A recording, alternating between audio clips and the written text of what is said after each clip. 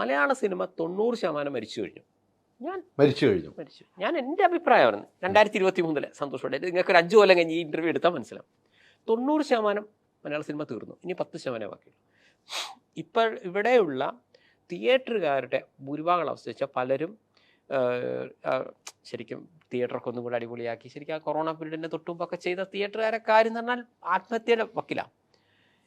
ഈ പൈസ മാസം അടയ്ക്കേണ്ട ബാങ്കിൽ ഈ വർഷം 250 പടങ്ങൾ ഇറങ്ങിയത്. രോമാഞ്ചം 2018 പിന്നെ പ്രളയം ആ ഒരു സംഭവം അല്ല, അതൊന്നല്ല ഞാൻ പറയുന്നത്. തിയേറ്ററുകാർക്ക് എന്തെങ്കിലും കിട്ടിയത് അല്ലെങ്കിൽ പിന്നെ കേരളത്തിലെ പ്രശ്നങ്ങൾ തീർക്കണമെങ്കിൽ, സിനിമാ പ്രശ്നം തീർക്കണമെങ്കിൽ രാജമൗലി സാർ എല്ലാ മാസവും പടം എടുക്കേണ്ടി വരും. RRRും ബാഹുബലി എല്ലാ മാസവും ഇതേപോലത്തെ സിനിമകൾ എടുക്കുക.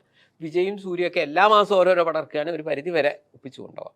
എന്നിട്ട് മലയാള സിനിമ വെച്ചിട്ട് ഇവർക്ക് മുന്നോട്ട് പോകാൻ പറ്റില്ല. 250 സിനിമയിൽ 2 സിനിമ വിജയിച്ചു എന്ന് പറഞ്ഞാൽ നിങ്ങൾ തന്നെ ഒന്ന് ആലോചിച്ച് നോക്കുക.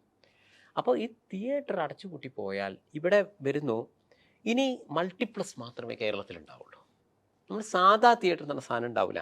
കാരണം നിങ്ങൾ ഈ കപ്പൽ പോലത്തെ തിയേറ്ററൊക്കെ അതൊക്കെ 1970-ലും 1980-ലും കാരണം വേറെ വിനോദ ഉപാധികൾ ഇല്ലാത്ത സമയത്താണത്. ആ TV വന്നപ്പോൾ തന്നെ ശരിക്കും പറഞ്ഞാൽ ഒരു ഇളക്കം തട്ടി. കാരണം ഒരു എൻജോയ്മെൻറ്റിന് വരും. മറ്റിപ്പോൾ നമുക്ക് എന്തെങ്കിലുമൊക്കെ ചെയ്യാലെന്ന് പറയുമ്പോൾ അച്ഛാ നമുക്കൊരു പടത്തിന് പോയാലോ അമ്മയെ പോയാലോ എന്ന് പറയുമ്പോൾ എന്നാ വാടാ എന്നൊക്കെ പറഞ്ഞാൽ അടുത്തടുത്തൊക്കെ തിയേറ്റർ. ഇപ്പോൾ ഒരു സിനിമ എന്ന് പറയുമ്പോൾ തന്നെ ഒന്നെങ്കിൽ ലോങ്ങിലാണ് വരുന്നത് ഒന്ന്. പിന്നെ ഒരു സൂപ്പർ ഹിറ്റ് സിനിമേൻ്റെ ഒക്കെ ഒരു അവസ്ഥ എങ്ങനെ നോക്കുകയാണെങ്കിൽ ഒറ്റ അടിക്ക് തന്നെ ഇത്രയും സെൻട്രലിലേക്ക് ഒരിപ്പോൾ 4 ആഴ്ചയ്ക്ക് അപ്പോഴേക്കും ഇവർക്ക് OTT കൊടുത്തല്ലേ പറ്റൂ. അങ്ങനെ ഒരാഴ്ചയിൽ തന്നെ ആ സിനിമ നിങ്ങൾ കാണണം. എല്ലാവരും നല്ല അഭിപ്രായം പറഞ്ഞു. മനുഷ്യന്മാരുടെ കാര്യമില്ലേ, നമ്മൾ നല്ല ജോലീൻ്റെ തിരക്ക് അല്ലെങ്കിൽ ഞാൻ പറഞ്ഞ ശരിയല്ലേ, ചിലപ്പോൾ ഒരാൾക്ക് സുഖമില്ലാത്ത അവസ്ഥ, അങ്ങനെ പല അവസ്ഥ കൊണ്ട് നമുക്ക് ഈ ആഴ്ചയോ അല്ലെങ്കിൽ ഈ ഒരു മാസമോ ഈ സിനിമ കാണാൻ പറ്റിയില്ല വിചാരിച്ചു. നിങ്ങൾക്ക് വരുന്ന അതിനുശേഷം ഈ പടം ഇല്ല തിയേറ്ററിൽ. അതേസമയം മുമ്പത്തെ അവസ്ഥയിലാണെങ്കിൽ ഞാൻ പറയുന്നത് ഒരു 80 കൂടെ 90 കൂടെ ഒരു പടം ഇറങ്ങി, നല്ല പടം കേട്ടോ കാണാം. അത് 100-ാം ദിവസം അവിടെ ഉണ്ട്, 80-ാം ദിവസം നമുക്ക് ഏതെങ്കിലും ഒരു ദിവസം അവിടെ പോയി കാണാം. ഇനി അവിടെ മിസ്സായാലും നിങ്ങളെ വീട്ടിൻ്റെ അടുത്ത് ആ ഷോ വരുന്നുണ്ട്, അതിൻ്റെ അപ്പുറമുള്ള തിയേറ്ററിലുണ്ട്. അപ്പം നമുക്ക് ഇപ്പോൾ എല്ലാവരും ഒരു സിനിമ 2-ാം പ്രാവശ്യം കാണാൻ നിങ്ങൾക്ക് സമയമില്ല. കാരണം അപ്പോഴും പടം മാറിയിട്ടുണ്ടാവും. ഇതൊക്കെ ടോട്ടലി ആ സിനിമയ്ക്ക് നഷ്ടമല്ലേ വരുത്തുന്നത്. നിങ്ങൾ അർഹിച്ച സാധനമില്ലേ നിങ്ങൾക്ക് മിസ്സാവുന്നത്. അപ്പോൾ ഇവിടെ ഇനി ഇത് സൂപ്പർ താരങ്ങളോ ബിഗ് ബഡ്ജറ്റ് സിനിമകളുടെ കാര്യമാണ് പറയുന്നത്. ചെറിയ ബജറ്റിൽ എടുക്കുന്ന സിനിമക്കാർക്ക് ഇത് വലിയ പ്രശ്നമല്ല. ഇതാണ് 2015 സന്തോഷ് പണ്ഡിറ്റ് പറഞ്ഞ കാര്യം. ദാറ്റ് ഈസ് നിങ്ങൾ നിങ്ങളുടേതായ ഒരു ഫോളോവേഴ്സിനെ ഉണ്ടാക്കുക, വലിയ പൈസ മുടക്കാതെ സിനിമ എടുക്കുക, അത് OTT കൊടുത്താലും. കാരണം അത് ഏത് കാലത്തും ഞാൻ പറയുന്നു, ഏത് കാലത്തും ഒരു പടത്തിന് ചേട്ടാ ഒരു 50 ലക്ഷം 1 കോടി എന്ന് പറഞ്ഞാൽ അത് ഏത് സമയത്തും അവർ അതിൻ്റെ ബിസിനസ് നമുക്കത് ഓക്കെയാണ്. ഈ 100 കോടി 200 കോടി പറയുമ്പോഴാണ് അവർക്കും ഇത് വരുന്നത്. മാത്രമല്ല ഇനി അവൻ്റെ നിന്ന് കിട്ടിയില്ലെങ്കിൽ പോലും നിങ്ങൾക്ക് യൂട്യൂബ്, ഫേസ്ബുക്ക്, ഇൻസ്റ്റാഗ്രാം ഇത് വന്നു. ഞാൻ പറഞ്ഞ ശരി, കാരണം ആ പൈസയല്ലേ അവർക്ക് റിട്ടേൺ ആവശ്യമുള്ളൂ. നിങ്ങൾ 20 ലക്ഷത്തിന് എടുത്തെങ്കിൽ അറ്റ്ലീസ്റ്റ് 20 ലക്ഷം എന്ന് പറയുന്നത് ഈ രീതിയിൽ നല്ല കണ്ടന്റ് നല്ലതാണ്. നിങ്ങൾക്ക് ആളെ പിടിക്കുമെങ്കിൽ എത്ര വലിയ നടനും വേണമെന്നില്ല, നല്ല സ്ക്രിപ്റ്റും അത്യാവശ്യം മാർക്കറ്റ് ചെയ്യാനുള്ള ബുദ്ധിയും ബോധം നിങ്ങൾക്ക് ഉണ്ടായാൽ മതി. ഇതാണ് കുറച്ചുകൂടെ സേഫ്. എല്ലാവരും ചെയ്യണമെന്ന് ഞാൻ പറഞ്ഞിട്ടില്ല. സന്തോഷ് പണ്ഡിറ്റ് എന്തുകൊണ്ട് ഈ ഒരു വഴി, നിങ്ങൾക്ക് ഏത് വഴിയാണോ നിങ്ങൾക്ക് തോന്നിയത് ആ വഴി എന്തുകൊണ്ട് തിരഞ്ഞെടുത്തു എന്ന് വെച്ച് കഴിഞ്ഞാൽ ആ വഴിയാണ് ഭാവിയിലേക്കുള്ളത്. കറക്റ്റ്, ഞാൻ ചെയ്ത് കറക്റ്റ് അല്ലേ. ഇപ്പോൾ 10 ലക്ഷം എനിക്ക് ഫോളോവേഴ്സ് ഉണ്ട്, ഞാൻ അഹങ്കാരം പറയില്ല. നിങ്ങൾ എൻ്റെ ഏത് വീഡിയോ എടുത്ത് നോക്ക്, 31 ലക്ഷം 56 ലക്ഷം. കാരണം അപ്പോൾ നിങ്ങൾ ഇതൊന്നും ഇത്ര പൈസ കിട്ടാണ്ടോ? ഞാൻ പറഞ്ഞു ചേട്ടാ അധികമൊന്നും കിട്ടാനില്ല, 1 ലക്ഷത്തിന് 5000 വിചാരിച്ചോ, 10 ലക്ഷം ആൾ കണ്ട 50,000 കിട്ടി. ആകെ ഒരു സിനിമേൻ്റെ ഒരു വീഡിയോ ആണ് 100 ഒരു സിനിമ കട്ട് ചെയ്തു. ചിലത് എല്ലാം അങ്ങനെ പോകണമെന്നില്ല, ചിലത് നന്നായി പോകും. അപ്പോൾ എങ്ങനെ പോയാലും നമുക്ക് ഈ മുതൽ മുടക്ക് പിടിക്കാം. ഞാൻ ഇവിടെ തിയേറ്ററേ നോക്കുന്നില്ല, തിയേറ്ററിൽ നിന്ന് എനിക്ക് കിട്ടുന്നത് ബോണസാണ്. ഇതാണ് സംഭവം. ബാക്കിയുള്ളവർ തിയേറ്റർ മെയിനും ഈ സോഷ്യൽ മീഡിയ ബോണസുമാണ്. സന്തോഷ് പണ്ഡിറ്റിനെ സോഷ്യൽ മീഡിയ മെയിനും തിയേറ്റർ ബോണസും. പക്ഷെ ഞാൻ എന്നും സേഫ് സൈഡിൽ കളിക്കും. അപ്പം ഇത് വേറെ ഒരു നടൻ ഇത് പറ്റൂല.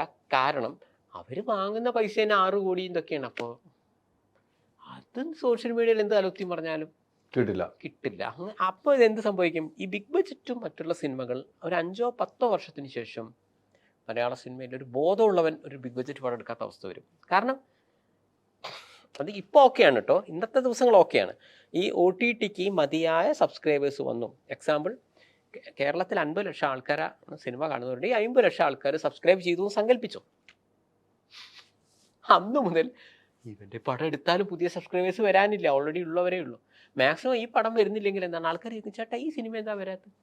തിയേറ്ററിൽ വന്നതിന് ശേഷം ഞങ്ങൾ ഇടാന്ന് കരുതി, തീർന്നു. തിയേറ്റർ ഇവിടെ വേണ്ടേ, വെറും മൾട്ടിപ്ലസ് വരുമ്പോൾ എന്താണ്, ഞാൻ മൾട്ടിപ്ലസിനെതിരല്ല. ഇവിടെ സാധാരണക്കാരനെ എങ്ങനെ അവിടെ റീച്ച് ചെയ്യാൻ പറ്റും? അതെ, അവിടെയാണ് വരുന്നത്. ഈ മൾട്ടിപ്ലസ് എത്ര എണ്ണം പൂട്ടിപ്പോയിട്ടുണ്ട്, എത്രയോ പൂട്ടിപ്പോയി. ഈവൻ എറണാകുളം അടക്കമുള്ള സ്ഥലങ്ങളിൽ. കാരണം വെച്ചാൽ 100 സീറ്റുകൾ, ഈ 100 സീറ്റ് അവിടെ അയാൾ പറയും ഈ 100-ൽ ഒരുത്തനെങ്കിൽ വരണ്ടേ, തീർന്നു. അപ്പോൾ ഇതിൻ്റെ റൂട്ട് കോസ് എന്താണ്? OTT പോലത്തെ ഒരു പ്ലാറ്റ്ഫോം വരുമ്പോൾ ശരിക്കും പറഞ്ഞാൽ ആരും അതിനെ ആ രീതിയിൽ പ്രോത്സാഹിപ്പിക്കരുതായിരുന്നു. ഇപ്പോൾ സത്യം പറഞ്ഞാൽ ആലോചിക്കും, ഇപ്പോൾ സിനിമാ സംസ്കാരം മാറിയില്ലേ. ഇപ്പോൾ സിനിമ 2 ദിവസം അടച്ചിട്ടു. ഇപ്പോൾ ഞാൻ ട്രെയിനിൽ വരുമ്പോൾ 7 അടക്കായിരുന്നു. അപ്പം ഞാൻ ഇങ്ങനെ ജസ്റ്റ് ഈ സിനിമ അല്ല, ഞാൻ പറഞ്ഞത് 2 ദിവസം ഇങ്ങനെ അടച്ചിട്ട കാര്യം പറഞ്ഞപ്പോൾ ആൾക്ക് പറയാം, ഓ അവൻ തുറന്നാലും കണക്കാം. അല്ല, ഞാൻ നോക്കുന്ന ഒരു ട്രെയിനിലെ ഒരു അതിൽ പോലെ ആളുകൾ പറഞ്ഞു അവൻ സ്ഥിരമായി അടച്ചിട്ടോട്ടെ. ഞാൻ വിചാരിക്കും, അപ്പോൾ അറ്റ്ലീസ്റ്റ് ഒരു ചർച്ചയിൽ പങ്കെടുക്കുമ്പോൾ ഒരുത്തനെ പോലും ആ 2 ദിവസം അടച്ചിട്ട് കഷ്ടായില്ലേ, എനിക്ക് സിനിമ കാണാൻ പറ്റിയില്ലോ എന്ന് ഒരുത്തൻ പോലും പറയുന്നില്ല. അല്ല, ആലോചിച്ച് നോക്ക്. ഇതേ കാര്യം ഈ കൊറോണ പീരീഡിൽ, ഞാൻ മനഃശാസ്ത്രമാണ് പറയുന്നത്, കൊറോണ പീരീഡിൽ മദ്യം നിർത്തി എന്ന് പറഞ്ഞപ്പോൾ ചിലർ ആത്മഹത്യ ചെയ്തു. പോട്ടെ, ഇവിടെ തിയേറ്റർ അടച്ചിട്ടു, ഏതെങ്കിലും ഒരാൾ ആത്മഹത്യ ചെയ്തോ? ഇതൊന്നും ഈ സിനിമയൊന്നും അത്യാവശ്യമല്ല. നമ്മൾ വളരെ ബുദ്ധിപൂർവ്വം മുൻകൂട്ടി കാര്യങ്ങളെ കണ്ടു കളിച്ചില്ലെങ്കിൽ, ഞാൻ OTT കൊടുക്കണ്ടെന്നല്ല ഞാൻ പറയുന്നത്, ആ സംസ്കാരത്തിലേക്ക് വഴുതി മാറാതെ നമ്മൾ നോക്കേണ്ട നമ്മൾ ഉത്തരവാദിത്തമായിരുന്നു. നമ്മൾ ചെയ്ത എന്താണ്, നല്ല കിടിലം സിനിമകൾ നിങ്ങൾ അവിടേക്ക് കൊടുത്തു. അത് കണ്ട് ആസ്വദിച്ച ജനങ്ങൾ വരിക്കും. വെറുതെ ഇനിയിപ്പോൾ ഒരു നല്ല സിനിമ ഇറങ്ങി ഇങ്ങോട്ട് വരിക, നല്ല പടം, അപ്പം നിങ്ങൾ ആലോചിക്കും, 2 ആഴ്ച കഴിഞ്ഞാൽ അതിപ്പോൾ OTT വരില്ലേ. എല്ലാവരും ചിന്താഗതി അതാണ്. അങ്ങനെ വരുമ്പോൾ എന്താണ്, പിന്നെന്താ, ഞാനിപ്പോൾ എക്സ് എന്ന് പറഞ്ഞ നടൻ്റെ അടുത്ത ആരാധകനാണ്. എക്സ് ഏത് പടമായാലും ഞാൻ തിയേറ്ററിൽ പോയി കണ്ടു. എൻ്റെ എക്സിന് ആദ്യത്തെ ദിവസം എത്ര കിട്ടി. അത് ചെറിയ ശതമാനം ആളുകളല്ലേ അങ്ങനെയൊക്കെയുള്ളൂ. ജനറലി ഒരാൾ എങ്ങനെയാണ്, പല ജോലിൻ്റെ ഇടയിലല്ലേ ഇത് ചെയ്യുന്നത്. 100%. അപ്പോൾ ഈ 2015 ശരിക്കും സന്തോഷം വേണ്ടി ചെയ്തത് 2023 2030 മുൻകൂട്ടി കണ്ട് ചെയ്ത കാര്യങ്ങളാണ്. അത് അന്ന് പലർക്കും മനസ്സിലായി. ഇപ്പോഴും ഞാൻ OTT കുറിച്ച് പറഞ്ഞപ്പോൾ അന്ന് ഈ 2 വർഷം മുമ്പ് അതിൻ്റെ അടിയിൽ കമൻറ്റ് ചെയ്തിട്ടുണ്ട്, സന്തോഷ് പണ്ഡിറ്റ് പറഞ്ഞോണമെന്നല്ല, OTT വന്നിച്ചിട്ട് മലയാള സിനിമയ്ക്ക് ഒരു പ്രശ്നവും ഇല്ല എന്ന് പറഞ്ഞതിന് ഇപ്പം മറുപടി കിട്ടിയില്ലേ. പക്ഷെ ആ കമൻറ്റ് എഴുതിയവൻ ഇപ്പം മറുപടി കിട്ടിയില്ലേ, ആലോചിച്ചു. അതേപോലെ ഇപ്പം ഞാൻ പറയുന്നത് ഒരു 5 കൊല്ലം കഴിഞ്ഞാൽ മൾട്ടിപ്ലസ്. ഇനി അപ്പോൾ എന്ത് സംഭവിക്കും? കേരളത്തിൽ ഇപ്പോൾ സിനിമ എങ്ങനെ വരാൻ പോകുന്ന അറിയോ? ഞാൻ മുൻകൂട്ടി പറയാം. ഇംഗ്ലീഷിലെ നല്ല കിടിലം സിനിമകൾ, ഹിന്ദിയിലെ കിടിലം സിനിമകൾ, തെലുങ്കിലെ രാജമൗലിൻ്റെ അങ്ങനെയുള്ള ബിഗ് ബഡ്ജറ്റ് സിനിമകൾ, വെറും ബിഗ് ബഡ്ജറ്റ് സിനിമ പ്ലസ് നമ്മളെ താരങ്ങളുടെ ഏതെങ്കിലും ബിഗ് ബഡ്ജറ്റ് വന്നാൽ വന്നു, ഇങ്ങനെയായി ഇത് മാറും. അപ്പം ടോട്ടൽ ഈ കഥയിൽ ആർക്കാ നഷ്ടം? ചെറിയ താരങ്ങൾ എന്ത് ചെയ്യും? അതുകൊണ്ടാണ് എല്ലാവരും നിർമ്മാതാക്കളായത്. അപ്പം അന്ന് ഞാനിതൊക്കെ ചെയ്യുമ്പോൾ ഇവൻ നിർമ്മിക്കുന്നു, ഇവൻ അത് ചെയ്യുന്നു. ഇപ്പം ഇവിടെ ഉള്ളവർക്ക് എന്താ ചെയ്യുന്നത്? അവരും നിർമ്മിക്കുന്നു, അവരും സംവിധാനം ചെയ്യാൻ നോക്കുന്നു. ഇത് തന്നെയല്ലേ സന്തോഷമുണ്ട്. അതെന്തുകൊണ്ട് വരുന്നു? ഒരു നിർമ്മാത ഒരു നല്ലൊരു സിനിമയെ നിങ്ങളിപ്പോൾ സൂപ്പർ സ്റ്റാറാണ്, നിങ്ങൾക്ക് 6 കോടി, ഇയാളെയും ചിലപ്പോൾ മര്യാദയ്ക്കല്ല ഫുള്ള് കിട്ടണം എന്നില്ല, വാട്ടവർ. അതേസമയം നിങ്ങൾക്കൊരു സാറ്റലൈറ്റ് റൈറ്റ് അല്ലെങ്കിൽ നിങ്ങൾക്ക് OTT ഇത്ര പൈസ തരാമെന്ന് പറഞ്ഞാൽ നിങ്ങളിപ്പോൾ എന്താ ചിന്തിക്കുക? നിങ്ങൾക്ക് 6 കോടി ഉണ്ടാവും. നിങ്ങൾ ഏതെങ്കിലും ഇഷ്ടപ്പെട്ട സംവിധായകനെ വിളിക്കുന്നു, ചുറ്റും നിങ്ങൾ 1 കോടിക്ക് പടം ചെയ്യുന്നു, അവിടെ കൊണ്ടിട്ട് 20 കോടിക്ക് കൊടുക്കുന്നു, അതല്ലേ ലാഭം?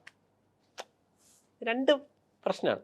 അതേസമയം ബിഗ് ബഡ്ജറ്റ് പടം വന്നു 100 കോടിയാവും, അവിടെ നിങ്ങൾ ഇളകി അത് നമുക്ക് ചെയ്യാം എന്ന് പറഞ്ഞ് നിങ്ങൾ നിർമ്മാതാവായിട്ട് ഇത് ചെയ്യും. കാരണം നഷ്ടം വന്നാൽ നിങ്ങൾ ട്രൗസർ കയറുന്ന നിങ്ങൾക്കറിയാം. ഇതാണ് സംഭവം. അപ്പോൾ ബിഗ് ബഡ്ജറ്റ് പടങ്ങൾ താരങ്ങൾ എന്ത് ചെയ്യുക? മറ്റുള്ളവൻ്റെ പടത്തിൽ അഭിനയിക്കുക. പൊട്ടിയ അയാൾ കുടുംബസമേത ആത്മഹത്യ ചെയ്യുകയോ ജീവിക്കുകയോ എന്തോ ചെയ്യട്ടെ. പക്ഷേ ലോ ബഡ്ജറ്റ് സിനിമകളും ഫീൽ ഗുഡ് സിനിമകളും നമ്മൾ തന്നെ ചെയ്യാം. അപ്പം നമുക്ക് ആ കിട്ടുന്ന പൈസ മൊത്തം വന്നു. അതാണ് ഇപ്പം എല്ലാ നടന്മാരും നിർമ്മാതാക്കളെ ശരിക്കും പറഞ്ഞാൽ സന്തോഷ് പണ്ഡിറ്റിൻ്റെ ആ ശൈലിയല്ലേ ടോട്ടലി ചെയ്തിരിക്കുന്ന എല്ലാവരും.